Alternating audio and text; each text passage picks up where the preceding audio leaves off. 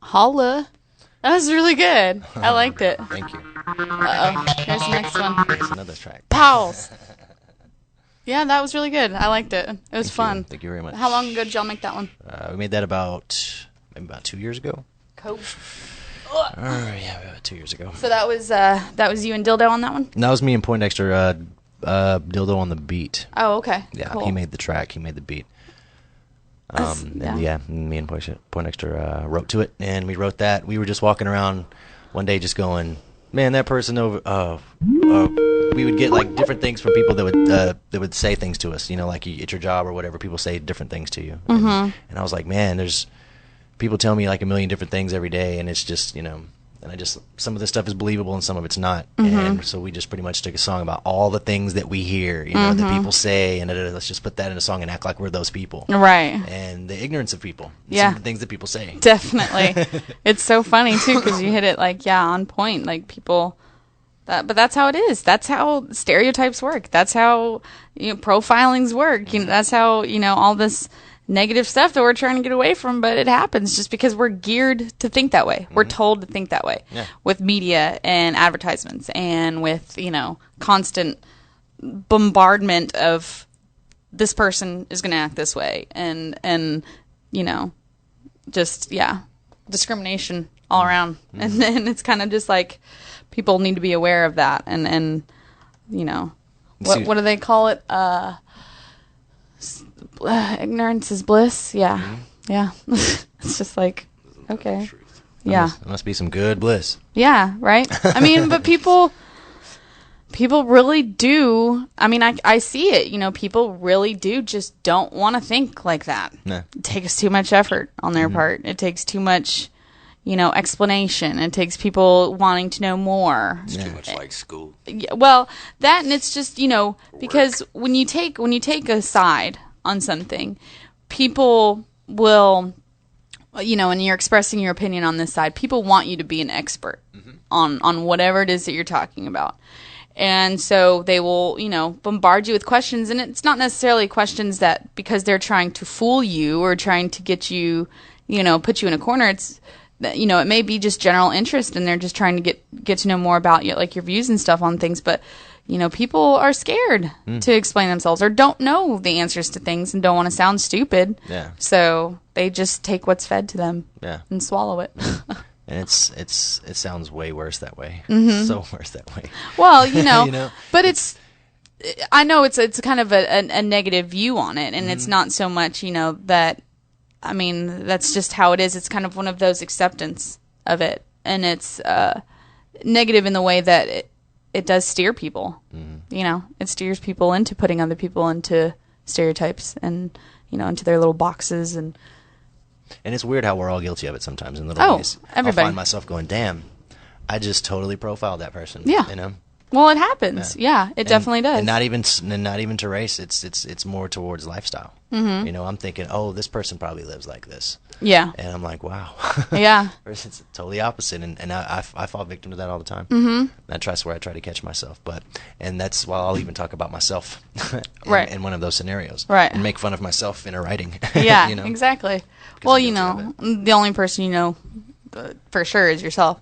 So it's a lot easier to poke fun at yourself and say things in a way where you're trying to still get a message across, but it's not necessarily as offensive because it's me that I'm talking about, not you. But it definitely happens. But that's a very cool. Yeah, I like that song. For those of y'all that were just tuning in, that was Brainwashed by Imaginary Friends. Find them online, myspace.com/The Real Imaginary Friends. Yeah. That's right. Yeah, that's what it is. Arnell, you still there? Still there. What did you think? There was a lot to process. There's a lot of real pertinent topics and everything. And I don't want to take any side or anything because I used to be a soldier, and yes, I do listen to a lot of what's called System of a Down, and why I'm just wondering why why do we fight? What's the question? Why do we, do what? All that stuff. Start over, honey. I'm sorry. What was your... Effective here. Yeah, what was your question again? Said it's just a lot of process. Yeah, definitely. You were asking, why did I say something about what? Oh, no. No, I think he's saying that from the perspective that you're giving, he understands and wants to know why we fight. Yeah. And it's sad no doubt. there's a lot of answers for that, and none that they want you to know. Yeah. Yeah, my father was a jarhead. He fought in Korea and Vietnam. Yeah, he was a Marine. He taught me three things. There were only three things that I could really gather from my dad's existence. One was how to fire a weapon, 2, how to clean it, and 3, to never join the service. It's 3 things I learned from my dad. Yeah, that was what he told you. Never join the service. Never join the service. Yeah. Well. In fact, he would tell me he would kick my ass if I joined the service. Yeah. Well, very cool. He has a bad distaste for the Marines, and he's a veteran, and he has problems to this day with the U.S. government. I could go. That's a whole other story. Yeah. I could go into. Yeah, but, exactly. I'm sure everyone has their own stories about it. Yeah. But I mean, at least he's encouraging different. I mean, yes, maybe his reasons were because of his negative experiences with it, but very much so. He was escaping a negative reason to go there in the first place. Right. And so it's kind of, well, that sucks. Yeah. So. I live my roommate right now. He's say what's up to Jordan Riddle if you're listening out there. He just got back from Iraq. He was a medic, and he got messed up pretty bad. Yeah. He was in a serious explosion, and it's changed him, and he has PTSD. And now today it's a little bit different. I mean, he's getting taken care of pretty good by the government. However, like the old veterans are not. You know, and that's just really one of the reasons. And I mean, today, if you fought for your country and you got injured and you got Purple Heart retirement or whatever, you will be taken care of to a substantial amount. And then once you become a VET, and once you've been around for a while, you're last on the list to get taken care of. But I just don't think that that's a fair change in exchange for your life. I've always said if our country was getting invaded, I'm going to be the first one to grab a gun and run into the street and start shooting people if my country's getting invaded by whatever, aliens, other people, whatever. I'm going to defend, but I'm not going to go to another country and fight over a business opportunity by some guy in the White House or in the White House. It's like he can go over there and fight his own business fight or his own business ventures. Right, exactly. Because we all know that we gave the Bin Laden several billions of dollars, and then now we're going to go over there and fight for it. I wouldn't give up my life for that. And I don't care about all the travel or all the education you could give me. It's not worth my life. We were having a conversation the other night. A friend of mine said send prisoners. And some prisoners would be for that and some prisoners wouldn't be for that. But instead of taking out your general populace, they don't go to Ivy League schools and ask them to join the Army. They go to the inner communities and ask them to join the Army. Right. Because they need something. I think that's a bad exchange. Right. Well, that, and plus they don't have the necessarily the understanding of everything that's going on, and if it's not necessary to fill them in on those certain things, of course not. They wouldn't. Why waste their breath to try to explain something that they're just going to have to talk their way out of anyway? So you don't tell the herd that they're going into the door because it's a slaughterhouse. No.